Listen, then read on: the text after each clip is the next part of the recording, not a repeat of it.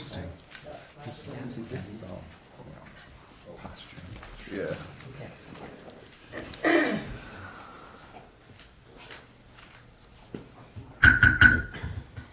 Good morning and welcome to the Cook County Board of Commissioners regular meeting for November 29th, 2016. We will start with the Pledge of Allegiance. I pledge allegiance to the flag of the United States of America and to the republic for which it stands, one nation, under God, indivisible, with liberty and justice for all. Are there any adjustments to the agenda? Jan? Thank you, Madam Chair. I would like to make a statement under Commissioner Concerns, but I wondered if I could move it up on the agenda.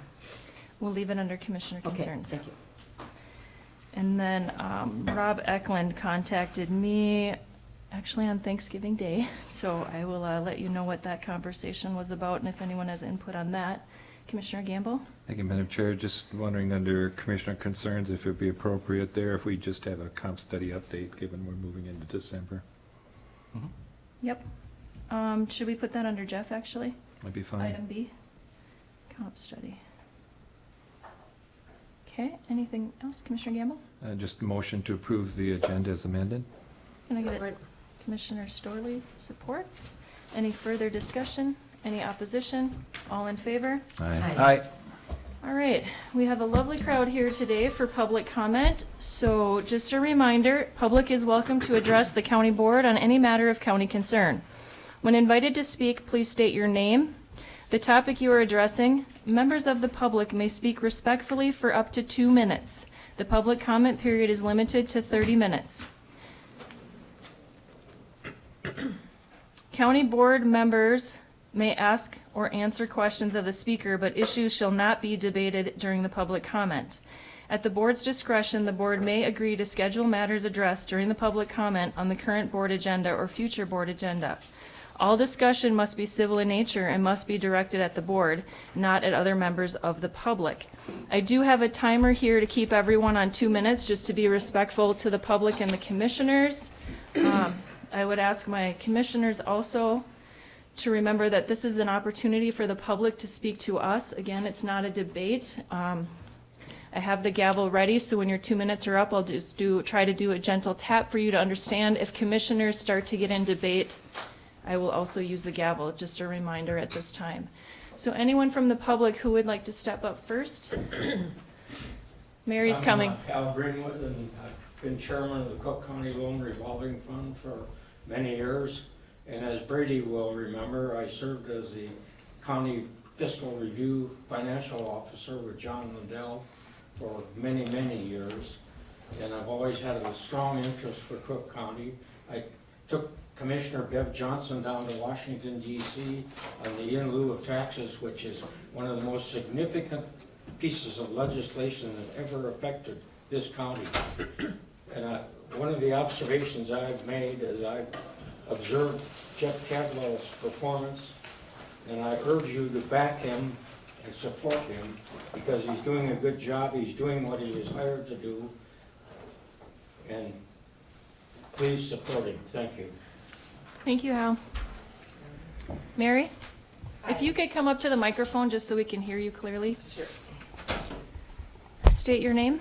I'm Mary Somnus. Go ahead. I have worked with community leaders across northeastern Minnesota for the last 20 years, elected, appointed, and volunteer leaders. And I have to say, since my arrival here this past May, I've worked with Jeff on a number of occasions. I've found him to be very responsive in a timely manner, knowledgeable, and always professional. Jeff's been helpful to me and to the EDA upon every inquiry. Our work together has included the workforce housing, the creative economy initiative, public hearings in the East End and the West End. All right, at this time, we have an alarm. We need to exit the building. Grab.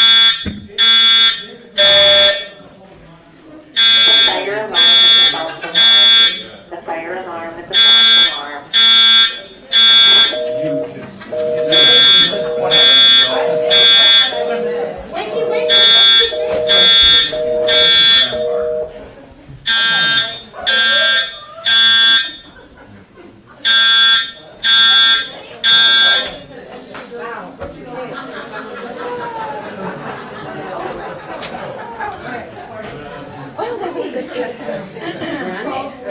Okay. I was a little confused about going left or right. Patrick, are we back up? Okay. Well, that lightened the mood for everybody. You all passed. Great job. Yeah. So Mary, if you can find your spot, It's really good. go ahead. All right. I've especially worked very hard with Jeff on the complexities of this year's budget process. And as you all know, this is my first time working through the budget process with the county, and it's a very difficult year. So I've really appreciated Jeff's guidance and his professional assistance with our work to present our budget to the board. I think it's great that you have an administrator, and I think it's great that Jeff is the administrator. And I know that it's not easy going through the levy adjustment that we have to consider at this time, but please work together, shoulder to shoulder, and let's move forward. Thank you all for your leadership. Thank you, Mary. Thank you. Next, and just a reminder, if you have not signed in on the sheet up here when you speak, just so we have it for record, if you could write your name down. Howard? Good morning. State your name. Madam Chair, Board, Howard Hedstrom, official role is President of the EDA. We don't often stop and give thanks for the work that people do. It's been a stressful time in a lot of ways. So really want to thank all the county employees. I want to thank the commissioners. Lots of hard work being done. I want to thank Jeff for the thankless job that he's been put into. You know, I'm a boss, I'm a run a company, and I feel the role of the boss is to take the stress. That's what you get paid the big bucks for.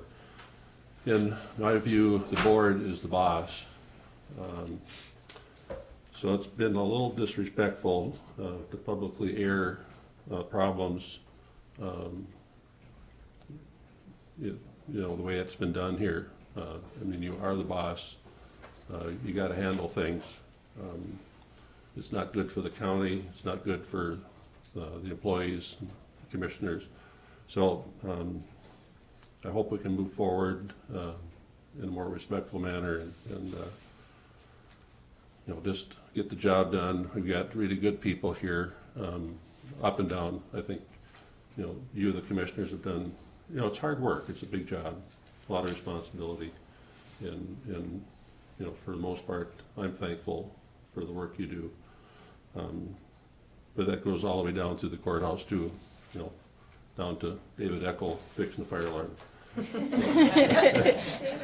So thank you, and you know, let's move forward. And you know, we all rely on we got so many good things moving in the county. You know, let's try to pick up the pieces and move forward positively. So, Thank you, Howard.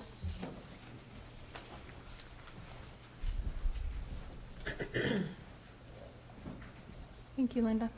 Good Please morning. state your name. Linda Jurek Kratt, Executive Director of Visit Cook County. I have to reflect a little bit. In June of 1960, I was born right here at the Cook County Hospital. And I actually returned in the 80s and worked there for a number of years, left for 30. And during those 30 years while I was away, I worked and experienced many different working environments, everything from boss to business owner to department director. And I also experienced the relationships that are necessary when you work with a board of directors. I personally am very fortunate to have a board of directors and an executive leadership that support the work I do. We're able to have open and trusted dialogue, and it works on many, many different topics. The members of the Visit Cook County executive team act much the same as the county commissioners, and each individual brings their own special skill set to that table. That said, we always don't agree, and my experience tells me more than anything that we must understand all the facts, and as leaders, we oftentimes need to make very tough decisions. And that is where the support of an executive team or a board of commissioners is so important. Cook County needs the consistency provided by a county administrator. This need was recognized and approved by the commissioners. Now, I can only reflect on my own experiences, but I can surmise that Jeff, during his first year as administrator, was able to make significant decisions resulting in significant gains. I've listened to the tape, which captured Jeff's comments on tough personnel decisions, and I believe he speaks the truth. Tough decisions are inherent in leadership roles, and the trust and support of an executive team and a board of commissioners is essential. As Jeff completed his first year, difficult decisions have been required. For goodness sakes, we've got the issues surrounding the management of people, the levy increase, and all have unfolded. Strategic growth and change is what is necessary for Cook County to survive. And now embracing change is certainly easier for some than others, but change is Linda, not a bad thing. You've hit 2 minutes. Dang it. Jeff is part of the solution, not part of the problem. He's reliable, professional, knowledgeable, and he certainly deserves our support. Thank you, Linda. Thank you. Jim?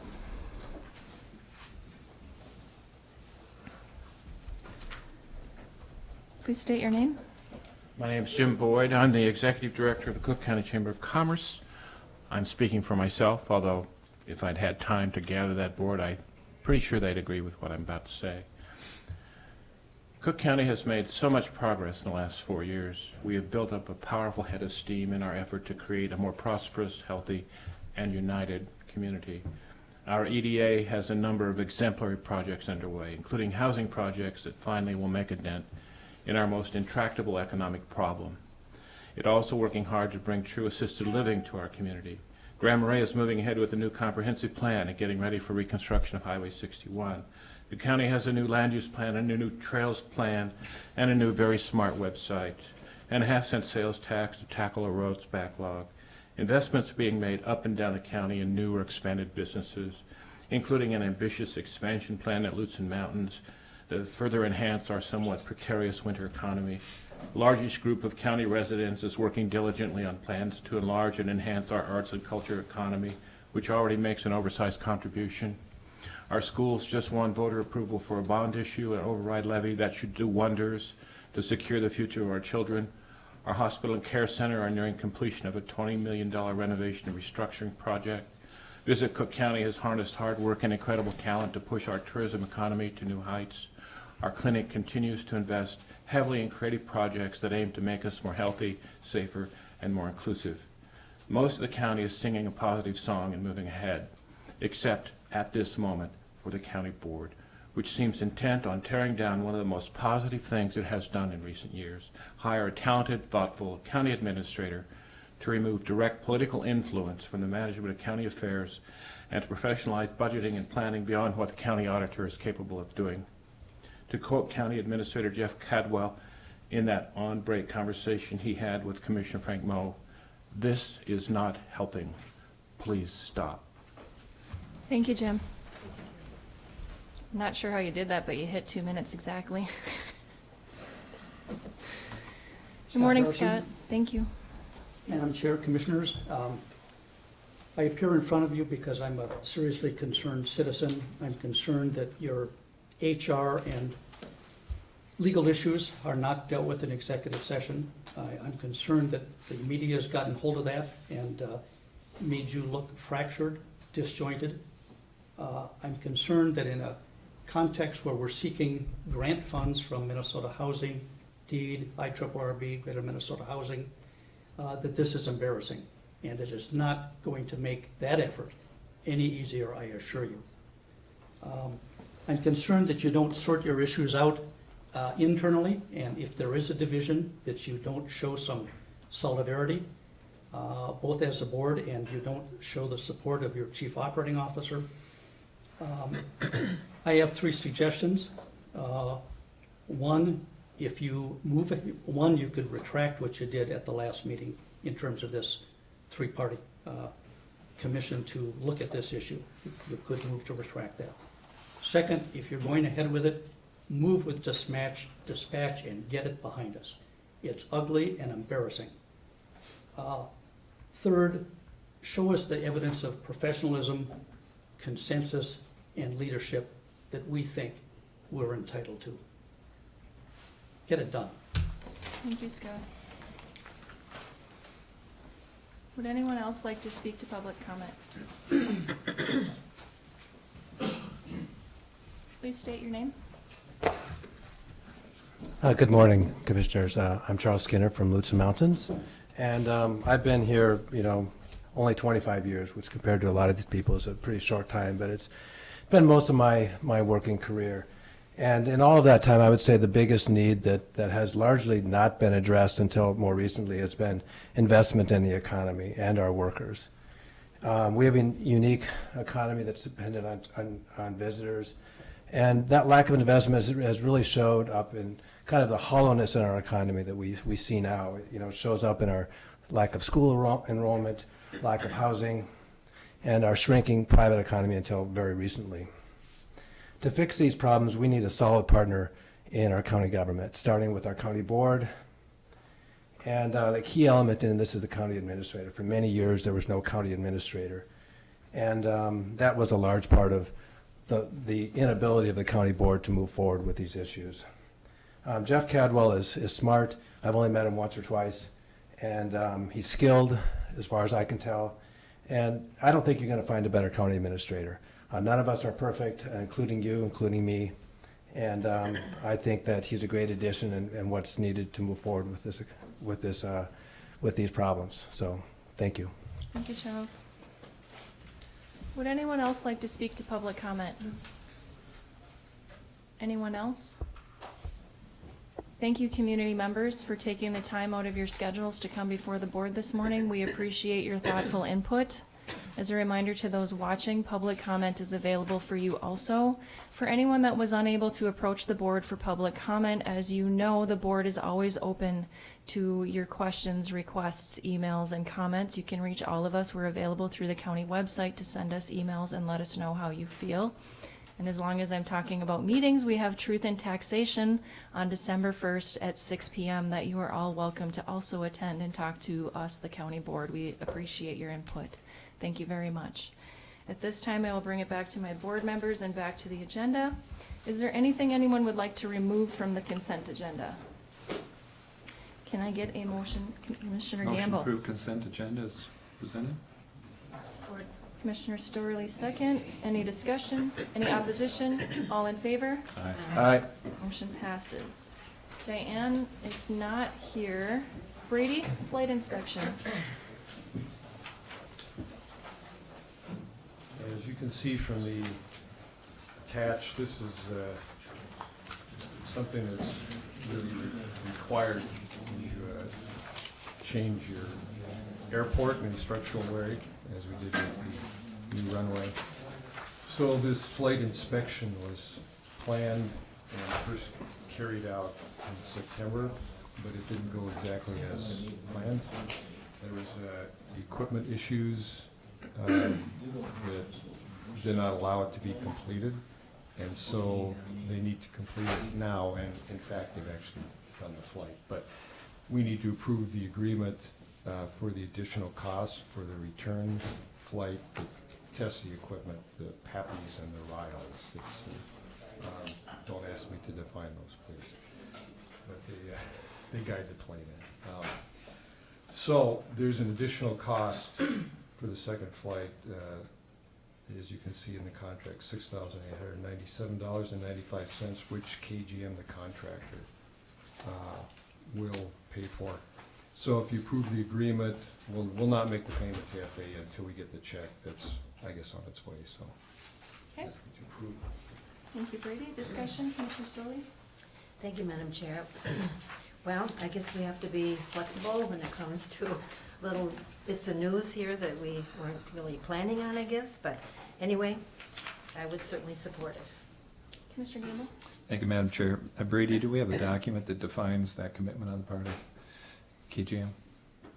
I just have a letter from RSNH to KGM defining the problem and identifying it, and we've sent them a bill, which, for that additional funding. And the So- acknowledgement from KGM that they would pick up that additional charge, I guess what I'm saying is, you know, a record of that just knows that that commitment has been made. Yeah, just by email.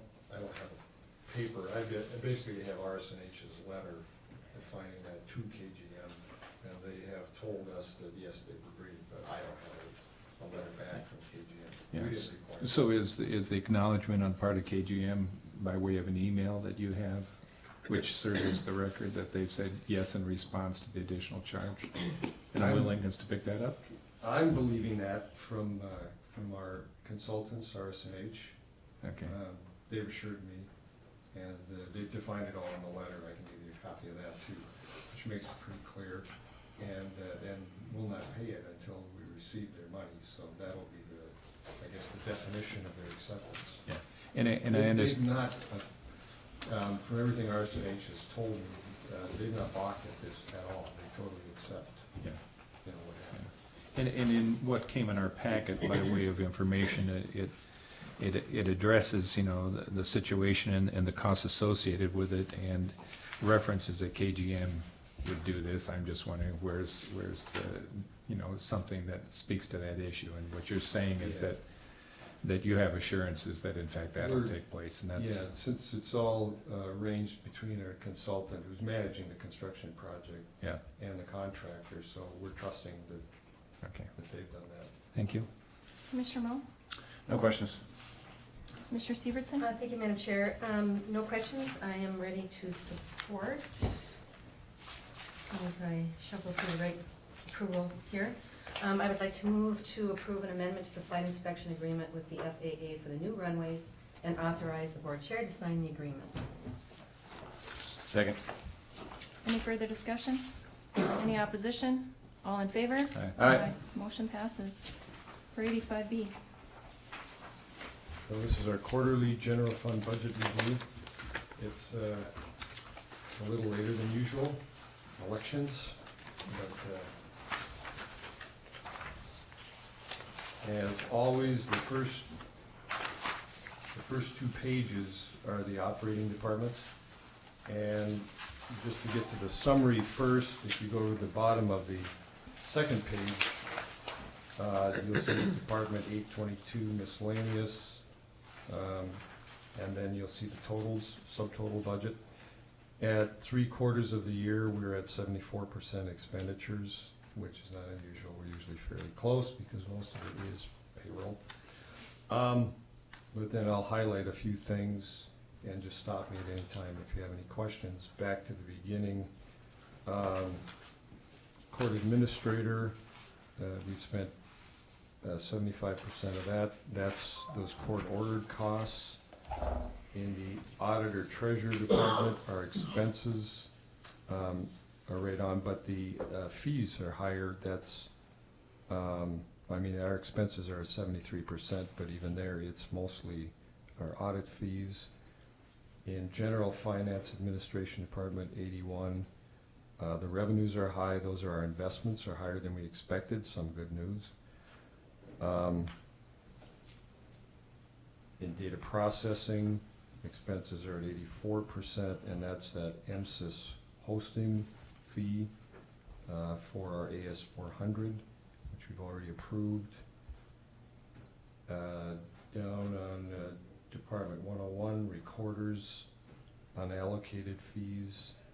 The expenses are at 210%. We're using the fund balance for the permit system in the Land Records Department, which we've all agreed to some of that.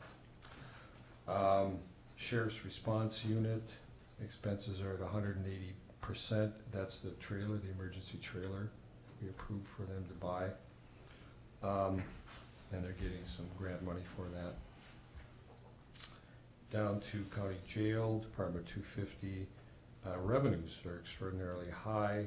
They said that that's primarily, they've had a lot of Huber fees this year, people who they have to pay in order to do that. And score recycling, because the expenditures are high. Tim says that's, it's under professional services. and it's a change in our waste oil. The normal vendor went out of business, so they're having to pick up some of that cost this year. On the second page, you just note community center is actually a little bit low, and that's the utilities and repairs budget is lower than expected. 20% parks and rec expenditures are higher than budgeted. That's the finish up of the Hoagland Town Hall project. Under extension, expenditures and revenues are high, and that's the Orchard grant and this expenditures of that. So those are the highlights. If there aren't any questions, I'd ask you to give your approval to that budget. We'll start with discussion. Commissioner Sievertson? Thank you, Madam Chair. I have no questions, I'm ready to support. Commissioner Moe? Thank you, Madam Chair. Brady, it seems on overall, our budget is on track to be as expected. Little small increases and decreases, but overall, you're not alarmed by anything in particular here. And you feel like we'll come in within budget and, Yeah. okay. We should be fairly close to what we predicted. Our use of fund balance will be pretty close, I would say, to what we said. Thank you. Commissioner Gamble? Thank you, Madam Chair. Brady, on the last page of this report, when it talks about, revenues over and under and then expenses, what's included in the revenues? When we look at revenues, are we looking at revenues that are like pass-through funds and grant monies? That are Some. The departments that are all grant funded, now those are on those additional pages, Yeah, because some of them it's simply a grant project, we assign it a different department, and then we pull it out of here. But sometimes grants are within the operating departments, and we haven't pulled them out because they're not going over extended periods, and we don't need that kind of detail. So yeah, some of it is grants. Some of it, why it's high, is that we get our payment in lieu of taxes. We get a lot of that in the early part of the year, and pretty much most of it by July. So that boosts your revenue number all through the year. So between grants and payment in lieu of taxes, that's why revenues are. thank you. And I think, probably to Commissioner Moe's question is that when we look at this and we approve this budget at this point in time in the year, given what we're looking at with our proposed levy, that we're looking for anything that informs, how we might project in 2017 based upon our experience in 2016. So when we look at the revenue side and we look at the expense side, if there's anything that stands out that says, for instance, if we have, in an area of commissioners at this point in time, for about 20,000 under what we projected. In some cases, we'd maybe have Jim, winning in front of us with emergency services, and we'd say, okay, and we're scrutinizing things, looking for dollars here and looking for dollars there, and he says, well, maybe I can take 500 out of here or whatever, and each 500 obviously adds up, and mitigates some of the impact of the levy. So when we look at where we're at and just one line item under commissioners, and we're about 20,000 under what our projection is, if we understand why that is, then looking at 2017 projection, we can say, well, this is one of the things that affects that we don't feel we'll see in 2017. Another would be that we scrutinize as a board when it comes to the budget is the issue of revenues generated for mileage for automobiles, revenues that are generated for copy, revenues that are generated for telephone. And we look at that and we say, have we accurately identified that figure so that we are building up a revenue fund for the expenses? Or is there any slack in there? And we have in the past adjusted that just because we're trying to mitigate the impact of levy. And we try to do that, all we have at budget time is about half the year. Yeah. So we do make those adjustments, departments do, department by department, as they see their 2015, their 2014, and half of their 2016, and then they project how that's gonna be in 2017. So we've done some of that. And I think that has been made department by department. For example, we did that with investment interest. We boosted that about 100,000 based upon last year and what's happening the first half of this year, just for an example. So I think that's been generally done.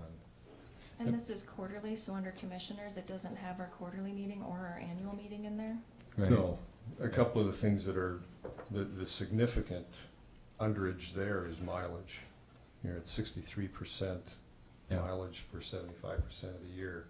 So, and those I'm a little hesitant to reduce them too much because it varies somewhat year by year and by, Location and, commissioners, Nature. what they're, the committees they're on and what they're committed to and how many trips they make. and I can appreciate that. I mean, this report, when you look at it line item by line item, just as we look at the budget, there is a detail that informs that. And I think the most important thing, as we've seen with the Highway Department, Public Health, Human Services, is that changes that happen to us in real time, we're mindful of that and we make adjustments accordingly. And so in our last Public Health, Human Services, we saw that the revenues that normally we would anticipate on certain services that we provide were reduced. That has a direct impact. If we don't make that adjustment, obviously, we're going under false assumptions. So my point is that, and again, to Commissioner Mo's point, is that when we look at this overall and we approve where we're at, the approval is one component of this. The other is what do we learn that helps inform our 2017 budget process, so. And I would say there may be some small adjustments that you might make looking at detail, but probably nothing of, large significance, because it's all pretty darn close overall. Thank you. Thank you for the quarterly report, Brady. I guess one of the things I've learned over the last 4 years is that we've asked all of our departments to tighten their belts so tight that there's no longer flexibility. And where we used to have a little bit of overage, we used to put that in the general fund and have flexibility there, and we've kind of lost it all because we've gotten so tight. So thank you for your diligence and your staff's work on this. Commissioner Storley? Thank you, Madam Chair. Yes, thank you, Brady, for all of this. Just for public information, under the county jail, would you explain what Huber fees mean in a few sentences? Words or less. Molly can. Yeah, let's let Molly do it. I can stumble through it. Huber is just the name of a case. It's referred to Huber, but it's basically work release. So offenders who may normally just be at the jail 24 hours a day, sleeping, eating, living there, if they're a lower risk, then they're allowed to be released for to go work, and they have to pay a fee as a result of that. The fee, I presume, is meant to cover some of the administrative costs. They're UA'd or a drug screen when they come back in. There's more supervision required if they're entering and if they're re-entering and leaving the jail every day. So that's And what we changed Huber our means. contract for 2016. We no longer have a dedicated person in the program that we had the contract with. Our sheriff's department took it over. I think what you're referring to is probably the sentence to serve Okay, that's crew, which different? is slightly different, yeah, than Okay. work release, but That's yeah. good. Thank you. Thank Any you. other questions, Jimmy?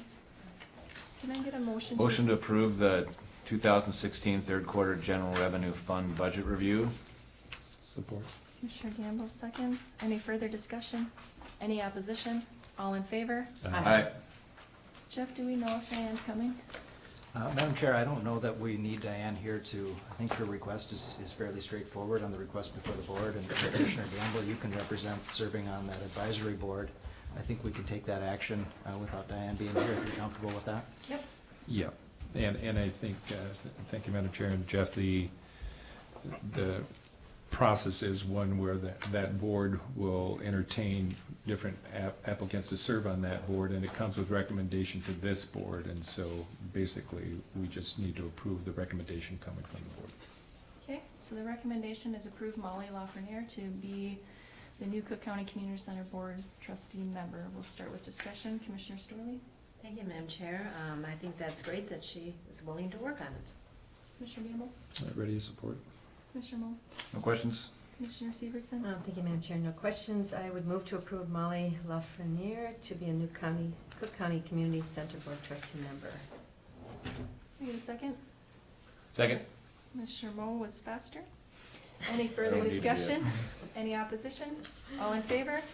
Aye. Motion passes. Okay, Jeff, we are on to budget review or comp study. Which one would you like to throw at us first? Thank you, Madam Commissioner. Why don't we start with the comp study, since the update will be fairly brief. Judy and I have been working with the job leveling review, basically the process where Keystone Consulting is coming back with recommendations of classifications of jobs, similar to our current system. The decision band method starts with an A11 and runs up through an E8 and has 20 classifications throughout that range. Our current scale will be a 100 to a 250.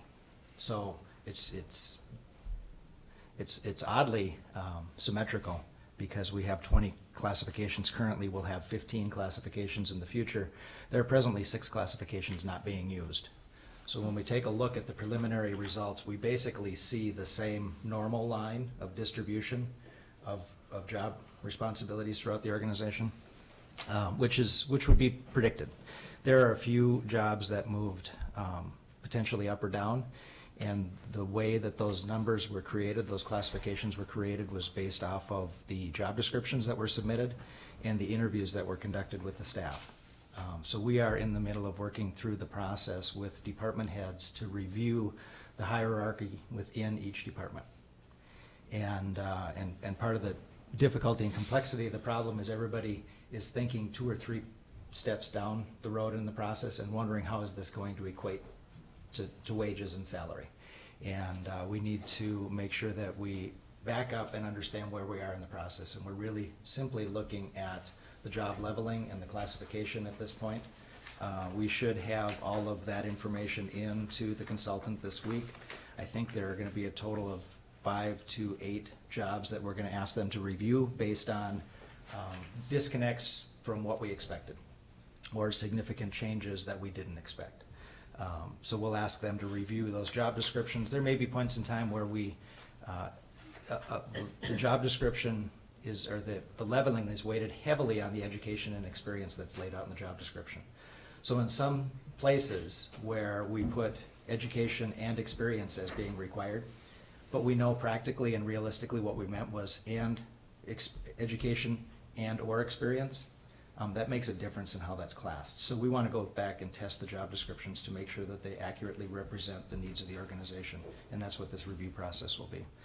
Secondarily, the consultant has indicated that he's got preliminary market data for us to look at sometime in the next week or so. I'll be having a phone call with Sato this afternoon. And the next point of contact that we'll have in the process, at the last personnel committee meeting, we identified some time, either the first week of December or the second week of December, as being possibilities for the next personnel committee, where we would review this next round of data that's coming in from the consultant. And we should still be on task to review that data sometime next week or the week after. But I can provide a more detailed update to the whole board about what that process is going to look like and where we're going to be with that. As soon as I have options when Sato's available to come and present to the Personnel Committee, then I'll let the members of the Personnel Committee know that, and we'll get that scheduled. Okay, discussion. Commissioner Severson. Thank you, Madam Chair. It sounds like we're making great progress, and I'm very excited to hear about the market study, and I just appreciate the great work that we're doing. We're doing work that supports and creates a safe environment for our staff, and I'm really appreciating that. And we're doing it effectively and efficiently too, which I also really appreciate. Commissioner Moe. Thank you, Madam Chair. It sounds as though the comp study is proceeding on schedule, and you don't anticipate any problem meeting the December 31st deadline. Thank you for the question, Commissioner. the consultants have said that they can easily meet that deadline. They've said that all along. I'm gonna, the buy-in from the staff is the thing that takes time. And that's something that I'm gonna ask the Personnel Committee to help me discuss. Do we want to meet the deadline, or do we want to consider the opportunity to make sure that we've really got a good product that's supported by the staff as we go forward? And that's something that we'll discuss in that committee. The consultant has always said that they can meet the deadline of December 31st. Madam Chair, Jeff, do we, I haven't looked, do we plan on meeting the Personnel Committee here relatively soon so we can discuss this with the union representation to see their comfort level with it? Yes, at our last Personnel Committee meeting, we identified the week of December 8th or December 15th as the opportunities for our next meeting. And this afternoon, when I find out Sato's availability, then I'll try to schedule the Personnel Committee meeting so we can start to have that conversation. Madam Chair, maybe Commissioner Gamble could speak to this too. That week of the 8th would work for me, I would think. The sooner that we can meet with, the Personnel Committee can meet, the better, but we can see if everybody else is available. Thank you, Commissioner Moe. Commissioner Gamble? Thank you, Madam Chair. Thank you, Jeff, for the update. I think it's an important, because it was obviously an identified objective on the part of the previous board, this board, to do this. So moving forward on this, I think that the big thing as we, monitor this is how we're doing and whether we're gonna meet our deadline. I think that we established through the Personnel Committee in our discussions initially that it was critical that there was buy-in on the part of the staff, and that's why we've been pretty intentional in how we proceeded. What I would say is that, to your comment about where we will be, whether or not we meet deadline or whether or not staff, we want to take more time to make sure that there is buy-in. I think if we've built that integrity in the process, hopefully the identified criteria that informs this, that criteria being accepted, that the conclusion that we reach would be something that we'd say, yes, we participate in the process, we agree to our methodology, and we're comfortable where we're at. What my concern would be is that if outcomes based upon process of integrity are not what we anticipate, that we would delay a process simply because we want a different outcome, if you understand what I'm saying. And so I think that, we've been diligent in our process, and the other component that I would like an update on is the component of the benefit thing comparable in those counties that we're surveying relative to compensation. I'll have that update at our Personnel Committee meeting, Commissioner. Okay, thank you. Commissioner Sterling? Thank you, Madam Chair. Thank you for doing this, putting all this together, and I think whatever the end result would be, which would be a positive one for everyone, would be not based on just a time frame. If we can do that within the time frame, that'd be great, but there's a lot of parts and pieces to this, so I appreciate you going forward with it. Thank you, Commissioner. One final comment, if I may, Madam Chair, is that Judy has held several open meetings that staff have been able to participate in, and so I think she had one the week before last, just to update them on the process and where we were at with that and what to expect next, so. Thank you. Commissioner Gamble? Yeah, and just to that point, I appreciate getting the emails, so as commissioners are aware of those updates. That's good, thank you. Jeff, how much time do you think we'll take on budget review? Well, I'd hoped that Jody was gonna be here with Violence Prevention Center to give a presentation. So what I'd like to do is move 7 up, get that taken out of the way. We'll take a slight break, and then hopefully she'll be here and we can move into budget, if everyone's comfortable with that. Okay. No problem. So Jan, you had an item.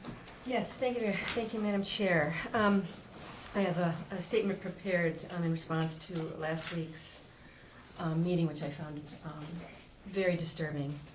I was concerned about the action that was taken at the last board meeting to review the tape of a private conversation between Commissioner Moe and Jeff Cadwell, our Cook County Administrator. Unlike Commissioner Moe and Commissioner Gamble, I do not think that the task of reviewing any employee in this way is healthy or appropriate. I did review the tape several times just to really get a feel for what I thought was happening, and I didn't see anything disrespectful, I didn't see anything inappropriate, or aggressive, in my opinion. And it also was a private conversation. But what I did hear, which was which really helped inform me about the complexity of government, the complexity of our county administrator's role, and the complexity of our roles, particularly after we've heard the grievance now by the CCEA on 2 occasions. It just made me realize that really what I think the county administrator was doing was saying, warning, this is a complex area, an area that we might not have expertise in. We need to be careful here. There are experiences that other counties have had, that even Jeff has probably had personally, that he needs to make us aware of. And I really appreciate that about that conversation. I just, it was taped, so I got to review it, which was helpful to me. And that there are really clear boundaries that we have to abide by and live within for us to function well. And so in all fairness, and I wouldn't say just him, but the role of a county administrator is a very complicated role. They, on the one hand, are the boss of all the employees, and the size of this organization is over 100 employees. That is no small, easy task in and of itself. And then he represents us, the Board of Commissioners, who are really the boss, the management team. And so he has to kind of represent both, like he says, dual agency. And then the other complexity that adds to this is that we, the county commissioners, represent constituents and taxpayers. So that's a lot of energies coming together for one person to juggle. And I'm really getting an appreciation for the complexity of that, and I was really offended by the move to review the tape and put that under a microscope. I thought it was not only hurtful to a person, but it was really damaging to us as a county. And there are people watching us on tape. Wherever I go, I get in county business, I get comments by people that say that they are watching. And we're also being watched by potential young professionals who may want to come and work here someday. I'm hoping that they do want to come and work here someday, because in the very near future, we're going to be facing some staff shortages, and I want them to feel like we run a safe, well-structured, well-organized organization for people to work in, that they would want to come and live here and they'd want to work for us, that we treat people well. And so I was really concerned about our reputation being damaged by this act. We have worked really hard. You heard from a lot of the community members today. We've worked really hard as a community long before we had an administrator to get here. We've created a lot of great things, particularly in the last few years, that are really cooking now and really moving forward. And this kind of an act affects a lot of us. It doesn't just affect us here on this committee. It affects the community. And it was damaging. And I would like to work toward repairing that damage if I can. And I'm not picking sides. I'm not saying I need to be on the management side and those of the staff, and we need to have clear boundaries around that, because we really are in one boat. But if that boat is going to go where we want it to go, everybody needs to understand their role and mind their role. And some of the roles are autonomous. They're not committee roles. And for us to have our fingers in all the roles is not necessarily productive either. So I would like to make a motion at this time to rescind the motion made by Commissioner Moe from last week to create a review committee to review the tape of Commissioner Moe's conversation with County Administrator Jeff Cadwell. To continue down this path, I think, will create further damage, and I don't believe that any health or good will come of it. Okay, before I ask for a second, I need county attorney. She was not voting on the side to approve. Can she rescind? She's not recalling the vote. So she's asking for, right? Yeah, Research I've done, you can rescind.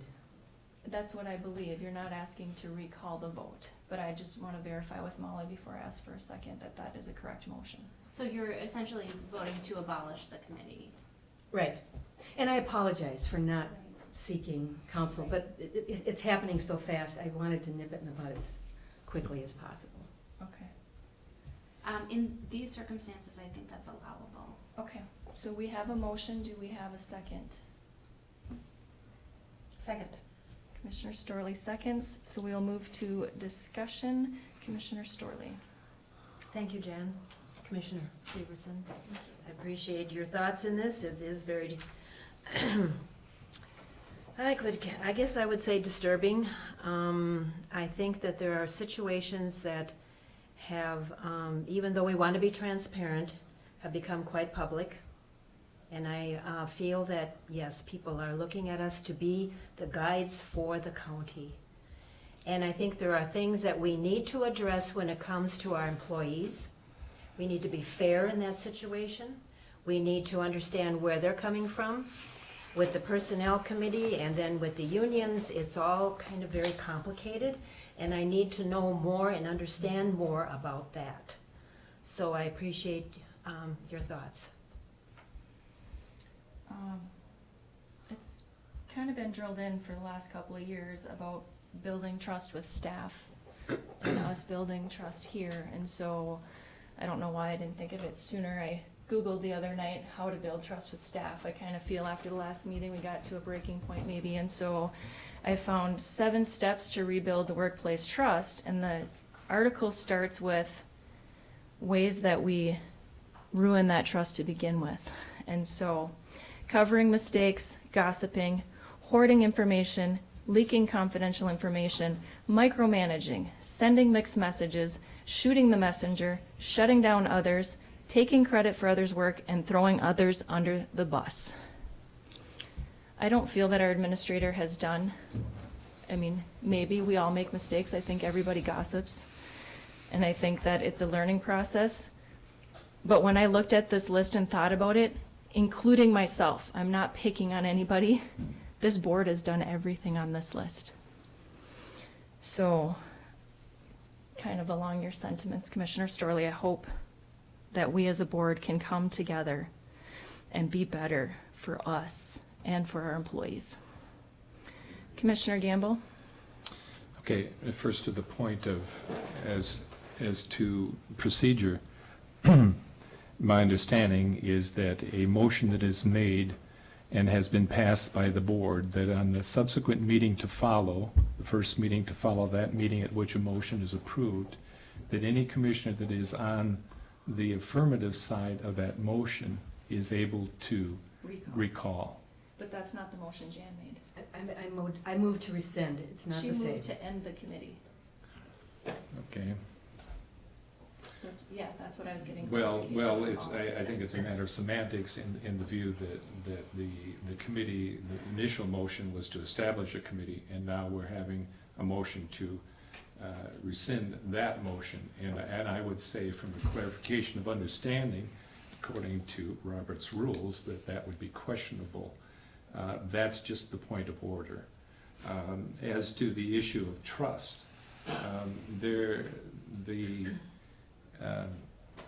trust is established on healthy responses to issues of concern.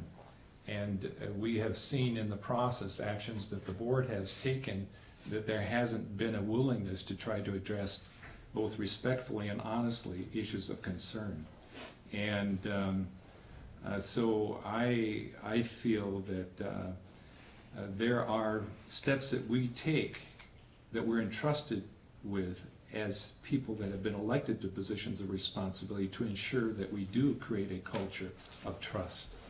And trust can so easily be eroded because of actions either one of us take or people within county governance. Our role and responsibility is to have healthy responses that identify issues and respectfully address issues in a way that we try to both protect the culture that we want to maintain and contributes to healthy efficiencies and staff that feel comfortable in their roles and responsibilities, and demonstrates our responsibility to have accountable government. So when it comes to difficult issues, we have to be willing to address those in a respectful and a transparent way in the context of what we can and cannot do. So I think that what I have witnessed as a commissioner is that when we come to difficult issues, we do not have the will nor the appetite to want to address difficult issues. We would like them to go away. And in that process, what happens is we have winners and losers that come out of those circumstances. People that feel that they are being neglected, people that feel that they aren't being listened to. And what we need, even though we might have the authority and we might be in a position of right relative to our role and responsibility, this is why humility is important in a leader. We lay that right down because we realize there is a greater good to be achieved in protecting and contributing to a culture of trust. And so I think that what happens when you come to difficult situations is that you have an opportunity to demonstrate who you are and what values will direct your decisions. And I think the grievous process was a process that brought that issue to the forefront. And when difficult things we confront, that's the opportunity to demonstrate what are the values that we choose to protect, who will we protect, and what will we protect. So I think we need to roll up our sleeves and respectfully address issues when they come to the forefront, as opposed to hoping that they go away. Because there will be winners and losers in any decision that we make. We need to be protectors of all, which is both our employees, it's our elected officials, and it's our community. Thank you, Commissioner Gamble. Commissioner Moe? Thank you, Madam Chair. I would respectfully ask that the motion be withdrawn, and this is on a procedural basis. It's clear that Commissioner Storley has changed her position on this. I think because you're rescinding in a previous motion, that the motion to do so come from Commissioner Storley, and then you'd be free to second that. Just procedurally, I think this is incorrect. I seconded for conversation. Okay. Okay. Great. Then maybe I'm assuming that you're supportive, so I maybe mistakenly made that assumption. However, still, I feel as though it's, I've been in government off and on for a while, and I think it's procedurally incorrect. That said, what's procedurally incorrect or correct is determined by the majority of the board. So if 3 people say it's correct, then so be it. As far as the issue itself, we have a difference of opinion on what's acceptable behavior in a public location. We have a difference of opinion on how people should be talked to, both in this board and in this workplace. I made a very long thought out decision to bring this issue forward. We had a grievance process which was going to go to the next step, which had been arbitration. We needed to resolve that. I think that was the right thing to do. In pushing that issue, I think things were said that somebody wished probably hadn't been said. However, this board needs to hold the people we employ accountable for their actions. 3 members of the board, 2 others, 3 total, agreed with that decision. I made it quickly, without fanfare, wanting to resolve the issue quickly. I said at that time I wanted to resolve the issue. This is not about budget. This is about actions of one employee for this county. I am very disturbed to see certain business leaders and their surrogates come and shake their fingers at the county board. The people that I represent, I don't think want me to ask the Chamber of Commerce or the EDA how to conduct the business of the county board before I make motions or make decisions. I think they would ask me to represent them. And many of them are employees also in this building. I'll leave it at that. Thank you, Commissioner Moe. Commissioner Severson? Thank you, Madam Chair. I just wanted to clarify one thing. This is only about rescinding that one act. I agree that we need to have a better understanding of staff policies and to treat people on a whole better.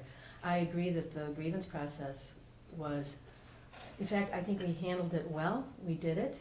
And that was not an act of putting things under the rug. That was an act of airing it, and I think we did that well. It was hard, and I believe that there was some satisfaction on behalf of the aggrieved party when they left this room. So I don't want to confuse this with that. They're separate issues. We can do better when it comes to employee policy. I have no doubt about that, and I would love to work toward that. But this is an issue that is extremely damaging to a person, and not just a person, but a role that we have worked very hard to achieve. And if we don't act appropriately, and I think this is an inappropriate act, it's an inappropriate act to call out any employee in a private conversation and hold their words under a microscope out of context. I don't agree with that process at all. So I just want to, and then the rescinding, I've researched it. There are certain acts that a person who voted affirmatively would have to bring forward. Rescinding is not one of those. Anybody can bring a rescind forward, but it needs to get, it has special, it needs to get 3/4, a majority of the body, which our body is 5, or, so it's not just a majority. There are 2 stipulations that we would need to do, based on the research I've done. Molly, I have a question on the original motion since Jan brought up some points. Jeff is not a member of any union, and so our original motion to review his acts, was that even a legal motion? I mean, should that not have been a closed meeting for that discussion? Did we even have the authority to make that motion? I don't know of an exception to the open meeting law for that circumstance.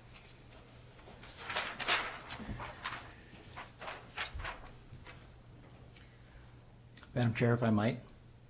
Can we wait for Molly's response, please? You can. Thank you.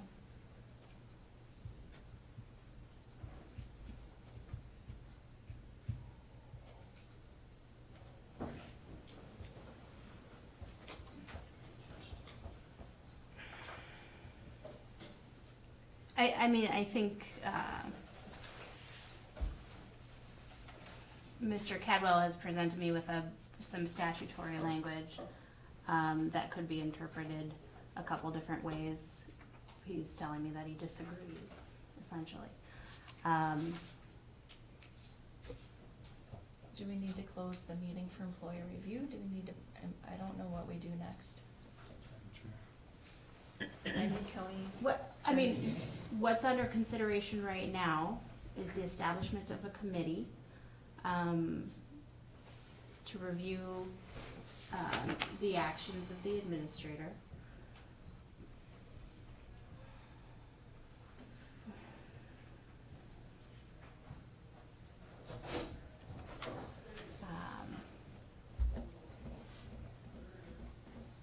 I mean, how I see it is the actions that, any action that were to come forward after the committee makes a recommendation would certainly be in a closed session. But for an initial discussion of the procedure, I don't see there being an exception to the open meeting law. If you want to talk about what charge, this substantive allegation, then we should close the meeting. Okay. Does that make sense? Yes, so if we're making direct accusations If you're commenting or directly on assumptions. the actions, yes, the meeting should be closed. If you're talking about the procedure to go forward, I don't see an exception. Okay, Does that make sense? I believe Does so. anyone have any questions? Mr. Cadwell, you'd like to make a comment? Thank you, Madam Chair. My comment is that Stacy Christensen, the Director of the Information Policy and Analysis Division with the state of Minnesota, said she believed this was a violation of the open meeting law, that any preliminary introduction of disciplinary procedure need to be in a closed meeting. Thank you. Um, I believe Commissioner Moe had his hand up first. Just a clarification point to Commissioner Sievertson's statement that this is solely about the comments that were made after the meeting was in recess. I said, and the tape can be reviewed, the comments that were made prior to that in the exchange with Bill Lane and Post also. So it wasn't just the comments that were made in private that was requested to be reviewed. Commissioner, My motion stands. Yeah, no, I'm just making a clarification to. Yeah, thank you, Madam Chair. I think that issues like this are highly emotional, understandable. We each have different emotions in response to challenging things that come before us, and I think it's important that on issues that are potentially decisions that send a message both to employees as a whole and bargaining groups as well as to community, that it's important that we, as I said before, we get it right. And legal counsel is there to help us in that regard, to make sure that we follow procedures, due process, and operate within structure. I have advocated that prior to becoming commissioner, and I'll continue to advocate that in my life. That principle is very important that we adhere to, and we do that graciously and respectfully. And I would say on this issue, that we not allow emotion or personal bias or position to drive this, but that we make sure that we are operating within context of what is right. And therefore, I suggest that we would get an opinion that supports that issue of whether or not we can make this motion, whether or not there was any violation relative to the motion to begin with that infringed upon, an employee's personal right. Because I think when we come to these decisions, we can't operate rogue. What we need to do is we need to operate within the context of the provision of due process as understood by structure. And if we're not clear on that, let's not let the emotion or personal bias drive the direction. Let's let that structure make sure that we proceed with integrity. That would be my recommendation. Let's get an opinion that's affirmative on the issues that have been addressed in this discussion today. As to the timeliness, I agree.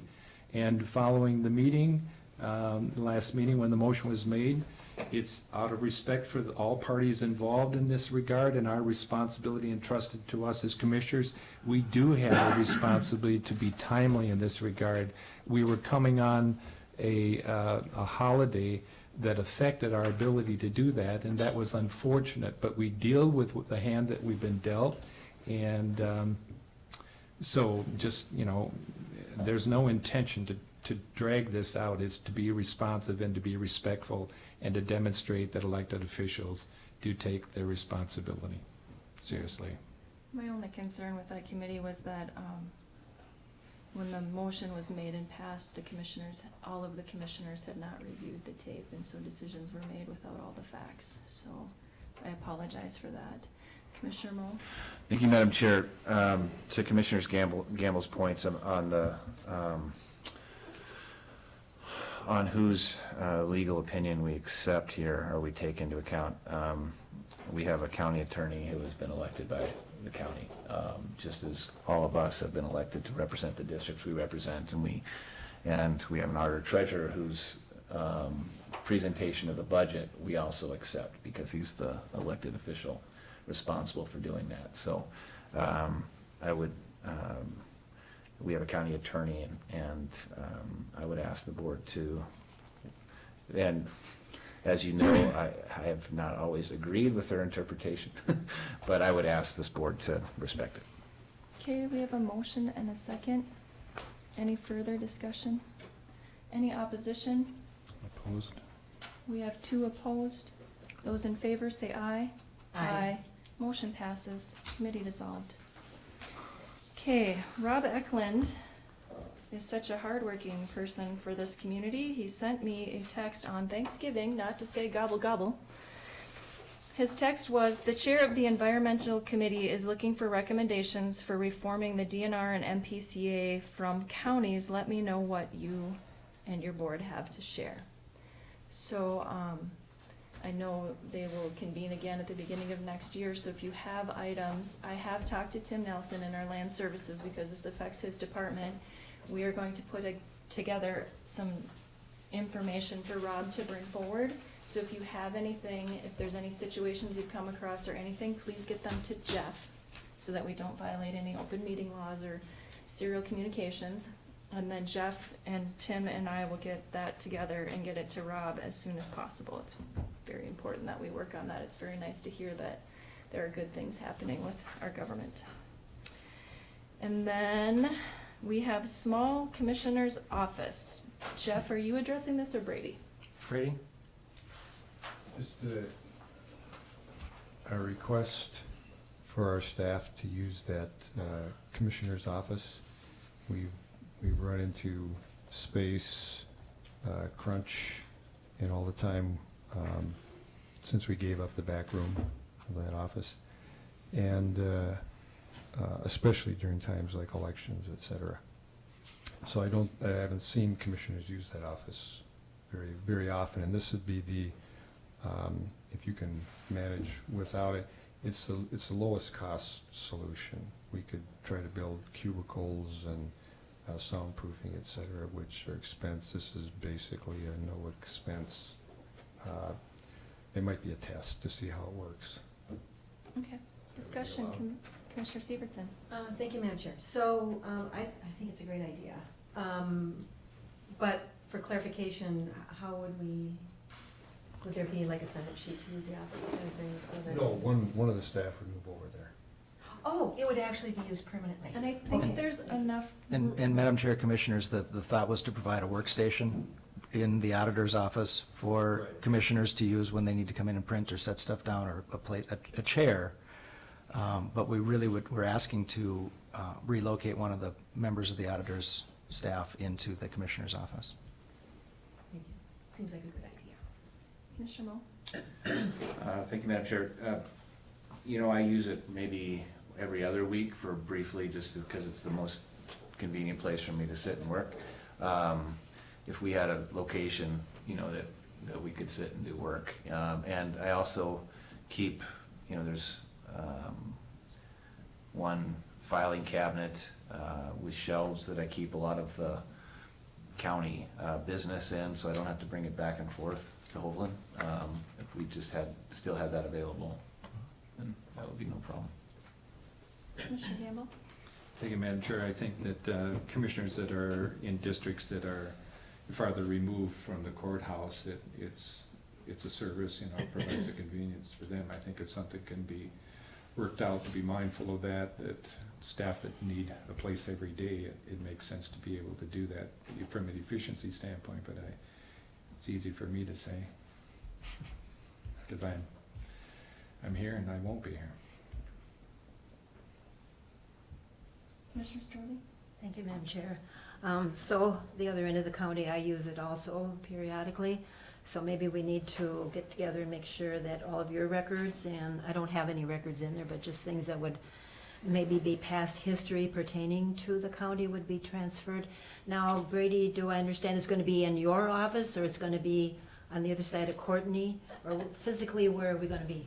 Well, I guess that could be discussed in the past, that the main office has been in the corner.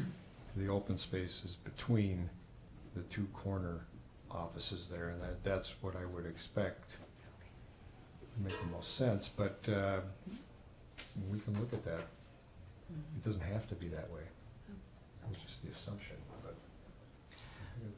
Madam Chair, Commissioners, I think the space where Becky is currently sitting, she's the third person put into the two workstations, and it's the tightness there. So if there were a space, it would probably be someplace likely where Becky is sitting.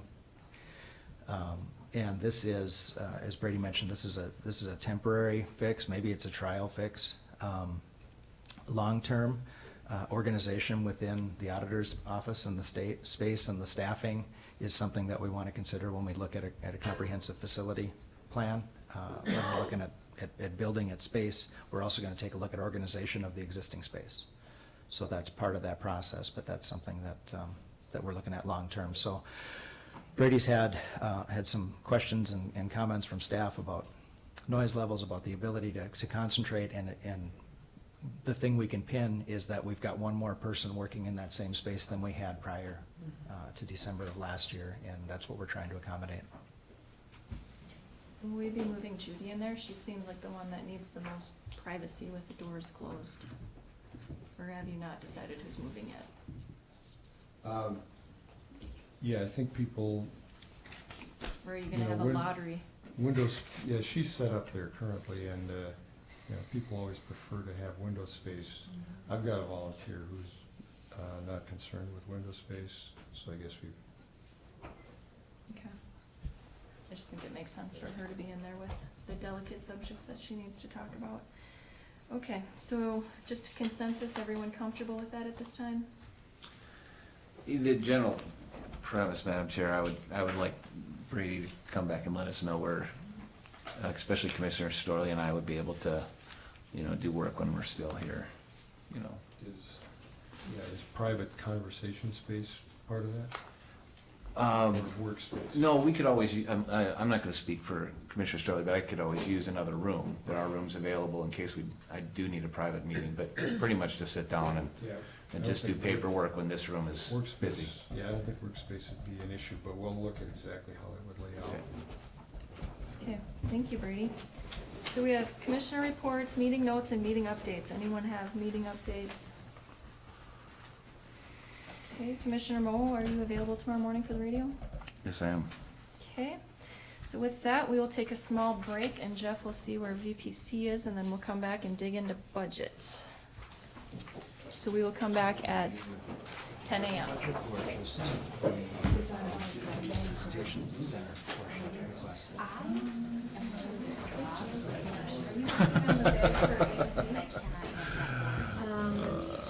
Both of us, but I was going to, that one's easy. So really, there's no real questions about Yeah, talk to me about it, because, yeah. Yeah. Okay. I've got the three big ones. We haven't reviewed the smaller ones, except with the meetings that we had with Penny, we took a look at it. When you say the three big ones, you mean like victim services? No, I mean, highway and health and human service and sheriff. We've had those, we haven't reviewed any other at the department level in commissioners meeting this year because we didn't know. So I don't think there's any reason to do that. So if you want to say, what they do want to discuss today is the status and request of all of the audited entities. Yeah, okay. So if you want to make that statement, then we can have this conversation. That's one of the only conversation we have to present tonight. Okay. That's what they asked me to bring in last week. And then I will go grab my budget file just in case somebody surprises us with a question. Okay.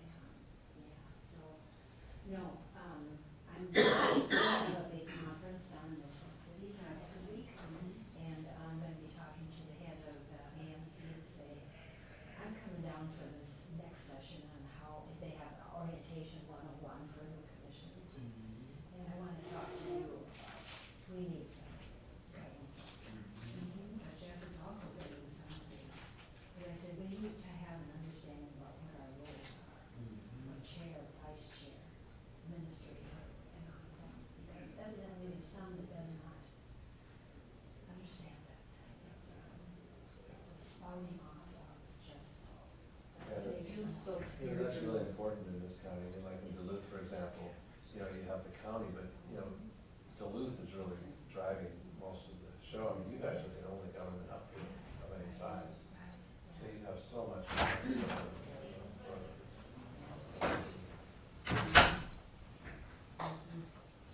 As they say, time. Works. Oh, time is kind of the office. Thank you all for coming. Yes, for sure. Thank you for your service. Thank you.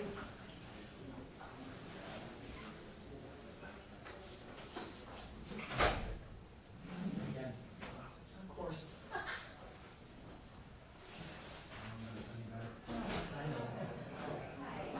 All right. See ya.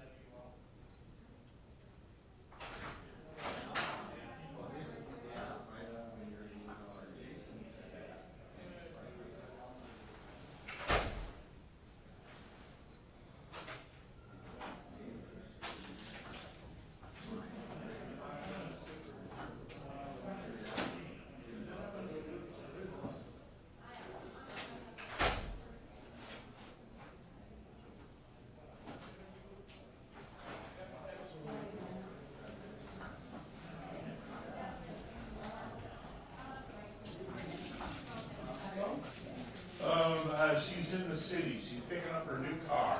She just texted me a picture of it. Oh, yeah, cool. She got a Jeep Grand Cherokee. Oh, nice. She's saying the heated steering wheel's pretty nice. I want one of those. Yeah.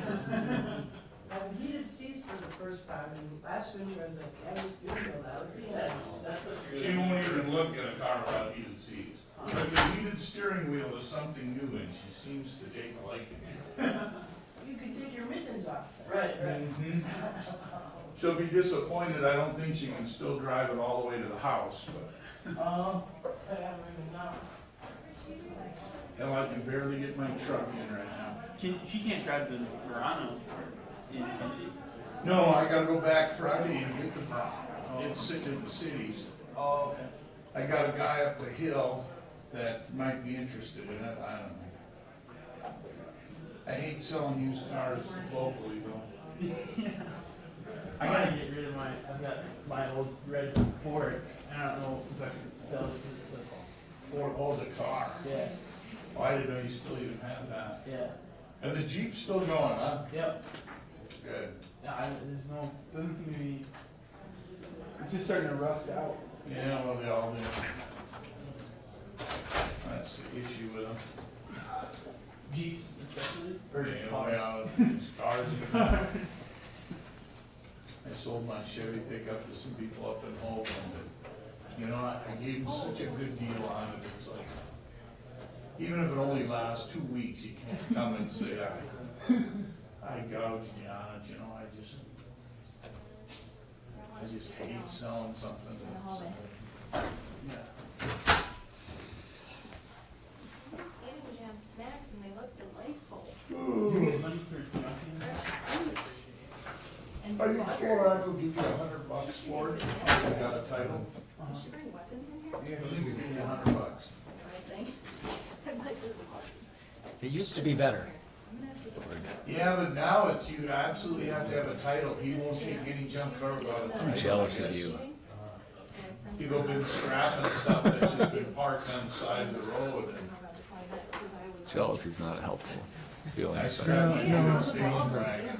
He had to have the title for it. That's because I agree that these people were scrapping it. Yeah, well, I'm sure. I know. Yeah, you need to let your license plates expire, your car gets scrapped. I don't have any plates on my car right now. My Golf. Wait till you see Hunt's new car. She just sent She me told me pictures. about it before she left town. Yeah, Do you have a picture of it? She just said that her heated steering wheel is awful nice. I have one of those too. It's very delightful. I didn't have a jacket on. Everybody's like, why don't you have a jacket on? I'm like, yeah, you're Sent me a very good picture. I guess that's the back of it anyways. nice. Oh, and she's gonna. But it's always been this way, you know, I mean, it just doesn't change. No. Oh, trust me, she'll get me She's shoes. getting me I'm shoes. sure Zapple, I You bet know, there's a we Zapple box. are right the ones for that it right have There, the there's a ability line to of change Jeep culture. shoes. now. Oh, man, good, you Will wanna you do the hard work to do that? No, I'm Or will not getting they forget contribute to her delinquency. I want to be comfortable. But there is Jeep Yes, shoes. man, squeezed lumber packages last It week. just, Feels like sandals, he says, haven't they work? Yeah, there's tons of, I have a whole Pinterest page full of Jeep stuff. Burn them shoes, man. And we live in a one-car garage, basically. Yeah, she sent me a link for a pair of shoes. She goes, Heidi, these made me think of you. They look like Doc Martens. They had skulls on them. I'm missing one. It's a pretty strong habit. Hey, Molly. Don't jinx yourself by saying quick hearing. Yeah, I know. Do you want me to make that representation, that request? I'm okay with that, yeah, yeah, if I'm not back in time. I think that's actually what we're gonna go to next. I think this is probably all that we have to do. So, just I haven't yet. I forgot about it.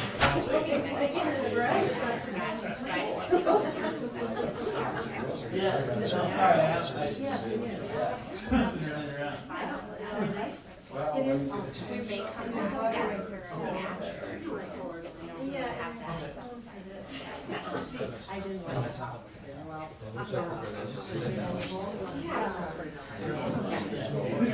Yeah, I just read that this morning. Oh, no, I just heard that he's requesting it. I don't know if it's, I don't think it's official yet. Yeah. All right, it's 10 o'clock, kids. Get back to, It's within, it's a 0.5%, right? Wasn't, he has to pay for it. Wasn't full sentence. Oh, okay. okay. So, looks like we have one item left, which is budget reviews. So just a reminder, as long as everyone's tuning in, there's a public hearing, Truth in Taxation, December 1st at 6 p.m. in this room. Quorum of commissioners will be present. And then also December 4th to the 6th, there will be a quorum of commissioners at the Association of Minnesota Counties Annual Conference. So we get those notices out of the way. And then before Jeff jumps into budget, I just wanted to share an email with you from Jim Johnson. And no, obviously he didn't recently send this to me. As many of you know, he was my predecessor in this position and passed away shortly after I took this job. And here is his philosophy of government, which has to do with budget.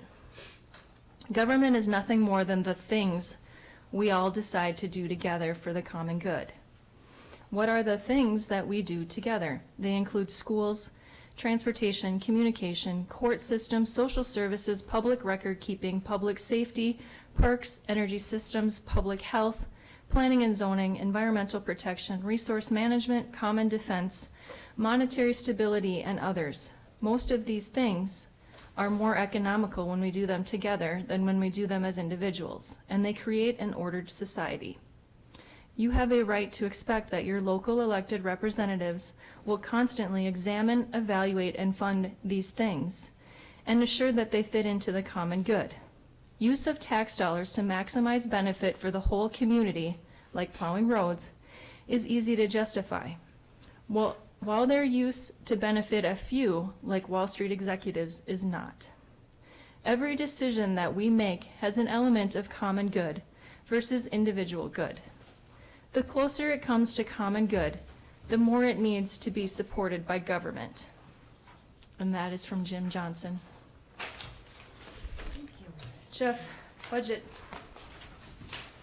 Thank you, Madam Chair. The only items that I have prepared for today was a summary of the work related to the discretionary requests.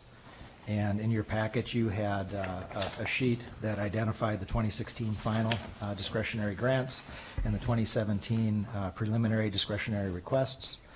The sheet I'm handing you out now has some comments. The third column was the summary submitted by yourself for us to consider when the Budget Committee met.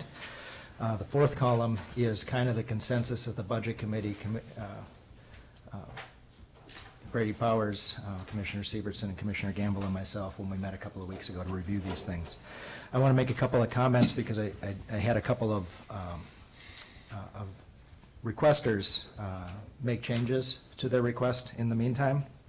I just talked with Attorney Hicken, and she is withdrawing the request for the North Shore Visitor Center because at this point in time, they don't know what their services that they're going to provide or how they're going to do that for 17. And she hasn't gotten a commitment from her board on what that request looks like. So that line item for $5,000, she's withdrawing. And she said that until they understand what the request is, that they can't make that.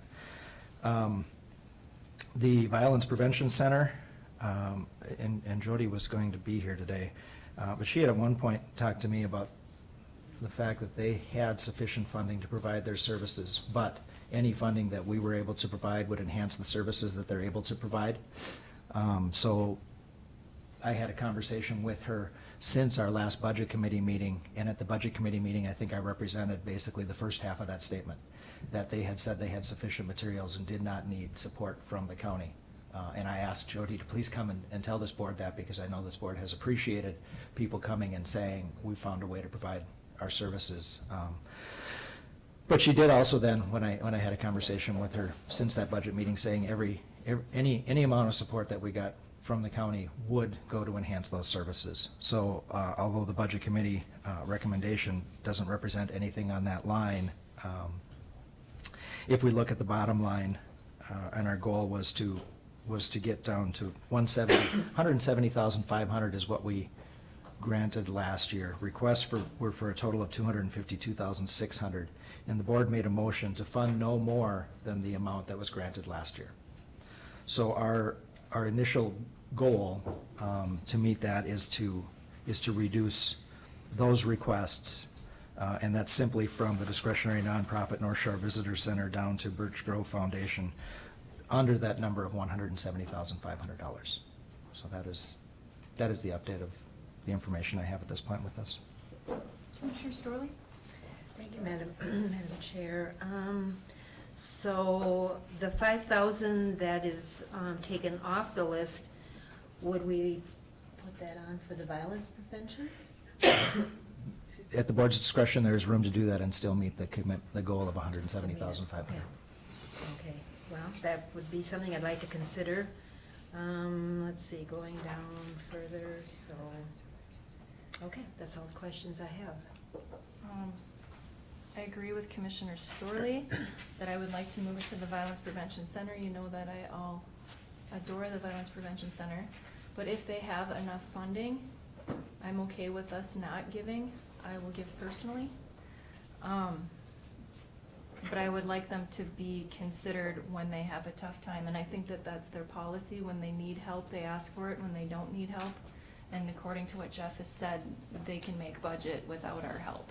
But they would appreciate anything we can do. And then the Art Colony, I've said it before, if we can't repair our own buildings, I don't want to repair someone else's buildings on the taxpayers.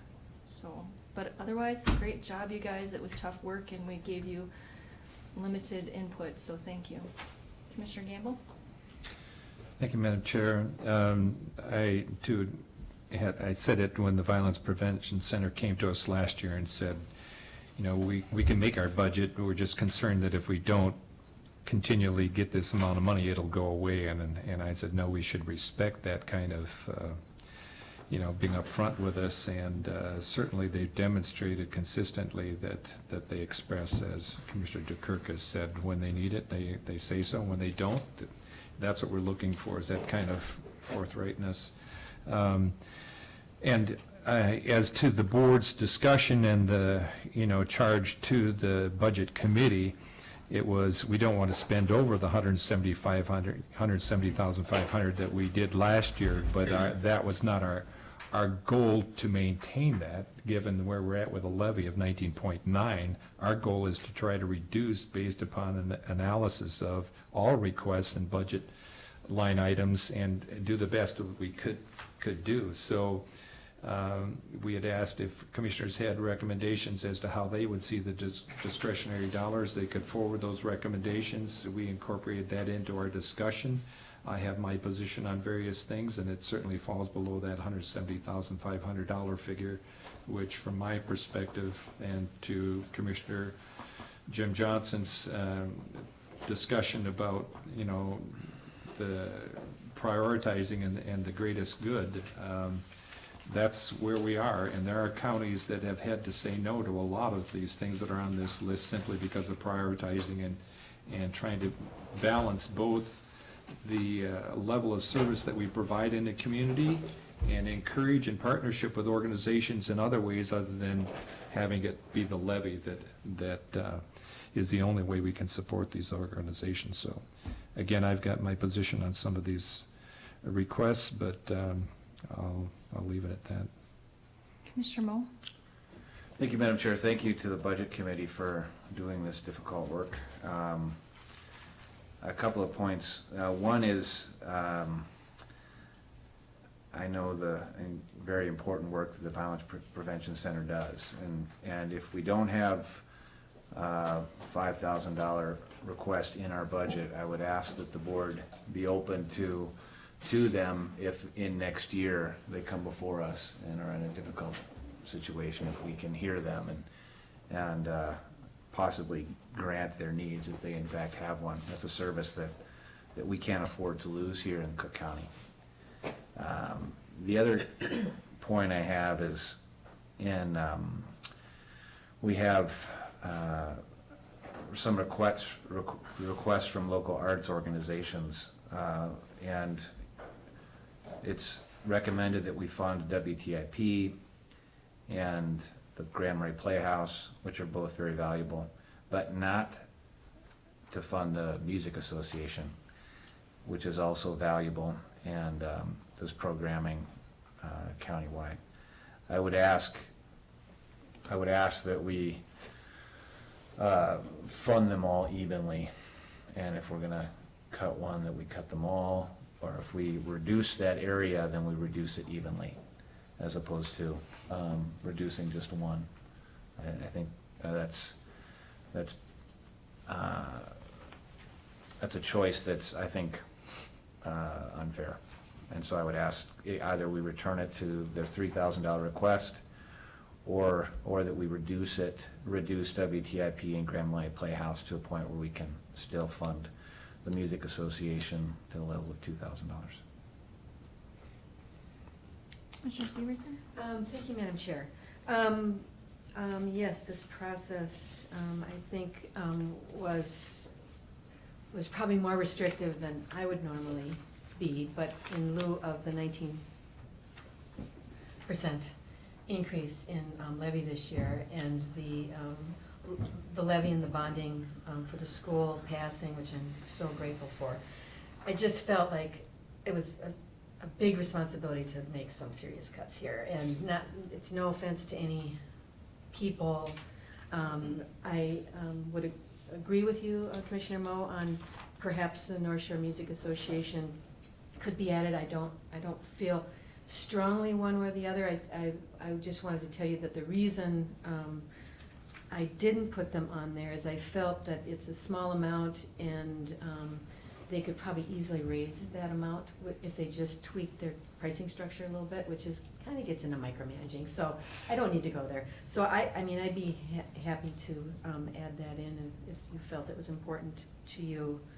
In reference to the Violence Prevention Center, I would just like to add it to them, even if they haven't requested it, but I'm happy to go along with everybody else and not until they need it. But the point is, I think they choose then not to do the work. But if they don't have a plan to do the work, then will the money be effective? So I'm fine with that being left alone. I just wanted to make a comment on, because I see there's someone here from the Birch Grove Foundation in the audience. I just wanted to mention that I don't want it to be taken personally, but I am, as a board member, very confused about all of the Birch Grove, the foundation, the rec, and all of that. And I think I understand the rec piece, and I certainly understand the Schroeder Historical Society, and so I just have this big question mark in my mind. So if somebody else wants to come forward, not from there, but from here, to say we should really fund it, then I would think about it. But if nobody does, I don't see how we can, particularly in this year when we're being really extraordinarily restrictive. So I'm pretty happy with what everybody has said so far. And Jeff, can you check with the North Shore Music Association and see if our funding affects them matching any type of grants? Because I know that WTIP gets matching funding based on us, and I believe Grand Marais Playhouse does also. So we did fund Art Colony last year based on them being able to leverage more funding. So I do not want to hurt anyone with that. And then when the Historical Society was here, I asked a question about membership, and I just wanted to update the board. There is another historical society in this community that receives over $22,000 in memberships, and that is why they don't ask us for money. Commissioner Gamble? Thank you, Madam Chair. You know, when we scrutinize budgets, it's sort of, you have to fundamentally take a position as to how you're going to look at it. And let's say that if the position is that if in a difficult year we're going to have to cut, then let's make that the pain of the cut more equitable amongst all players. In other words, if that's going to be our position. And it sort of speaks to, you know, Commissioner Moe, when we looked at some of these and we said, if we're gonna, I don't think we want to cut one and then fund others. I think we should distribute that cut so that everybody has to feel a little bit of that. And if that's going to be how we approach it, then as a board we have to reach that consensus and say that's how we want to do it. On the other hand, if we're evaluating it in the context of the value and the nature of the service provided and the opportunities that that entity has to generate revenues elsewhere, then that's a different perspective on how you look at it. And as we all are aware, when we have a 19.9% levy, that what other counties have had to do is roll up their sleeves and make priorities based upon what the role of government is. It doesn't mean that we abandon or that we're making a statement that we don't appreciate organizations. It just means we have to find other ways to help organizations, but it can't all be on the levy. And there are some organizations that have grown very comfortable, you know, with taxpayer dollars helping them do what they do, and there's others that demonstrate they work very hard and they would just as soon not have to ask because they want to try to use their own resourcefulness. So my point is that we have to determine what is going to be the overriding, you know, perspective when it comes to addressing this budget issue on discretionary. Do we want everybody to have to adjust, or do we want to make priority decisions that will affect some more than affecting others. That's just a statement, so. Jeff, Ginny, you had another comment? I was just gonna address Commissioner Severson about Birch Grove. There's a building called the school, Yes. and they have a summer program for the recreation part. So the recreation part is That's- the school, Yes. this is the summer Yeah. program. And then the foundation is a group of people who run programs, the lunch on Wednesdays, volleyball, that The type of senior thing. program. The senior program. foundation exercise- does that? Mhm. Yeah. The building is owned by the township, and then among the township entities of this building is the school, the, yeah. Oh, Yes. Commissioner Moore? I have a question for Commissioner Sterling. So if the funding request isn't granted, will the senior program continue? Will the Wednesday lunch continue? Are there hardships that people are going to experience? What's your sense of that? Commissioner Moe, I think that, yes, it will. I think that by the county supporting it, we also look to the townships also for funding, and we need to know that the townships understand the importance of having that facility at the West End. So that there's support for the school, for the programs that continue on with the senior programs, and if that is reduced or eliminated, then I think the future of that will probably go downhill to the point that it will not be able to help the West Enders for that type of thing. Jeff, can you check with the Birch Grove Foundation and find out how our reductions will affect them? And they're, again, a leveraging question. Commissioner Gamble, you had your hand up? Yeah, thank you, Madam Chair. In the past, when I've looked at this, I've made the broad statement, which has said that if it's true that everybody in the county contributes to the pool of money, then it should also follow that everybody should see benefit in their area within the county. And how that plays out is that if we are funding community education recreation at $15,000 here in Grand Marais area, then there should be some contribution to that type or nature of activity, on the east or west end, as I see it. And if we are funding through our senior, program here, meals and activities for that demographic, then there should be some provision for that on the other end. So I think to the extent that those programs are similar and we are seeing it in that context, there needs to be regard for the allocation of those dollars. I would say, similar to our comments on the Violence Prevention Center, what we ask of those organizations is that honesty and not finding, well, it's going to be devastating because they're going to look at, position it in such a way to represent it that way, as opposed to having like the Violence Prevention Center saying, we're adequate here. In other words, the honest conversations, we're adequate here, or this would affect it honestly this way, as opposed to shifting dollars in order to represent it in such a way that makes it, a really negative impact. So, again, it comes back to how we want to look at this, and my position has been if everybody's contributing part of their tax money, that there should be some benefit that they see back in these areas that we choose to fund. So, seniors, youth, if we're gonna say yes in one area, we need to make some effort to do that in other areas. Commissioner Severson? Thank you, Madam Chair. So I would pose the question to Commissioner Storley, that if maybe you could make a recommendation to us about the Birch Grove Foundation, from your perspective and what you know the foundation does and so forth. I mean, I think that would be really helpful. I would appreciate that kind of recommendation. We could move the 5 from the visitor center to Birch Grove Foundation and not increase the levy. Commissioner Gamble? Yeah, Madam Chair, I think, what we've been doing in this process is just trying to gather more information. So the request to understand, what we're saying is that how this will impact. And I think that evidence of empathy on the part of this body is an important thing for organizations, so that we feel that we're in partnership. We're just dealing with a difficult situation, so. 1-5, what do you think of that suggestion of the 5? Yes, Yes, that'd be a good move.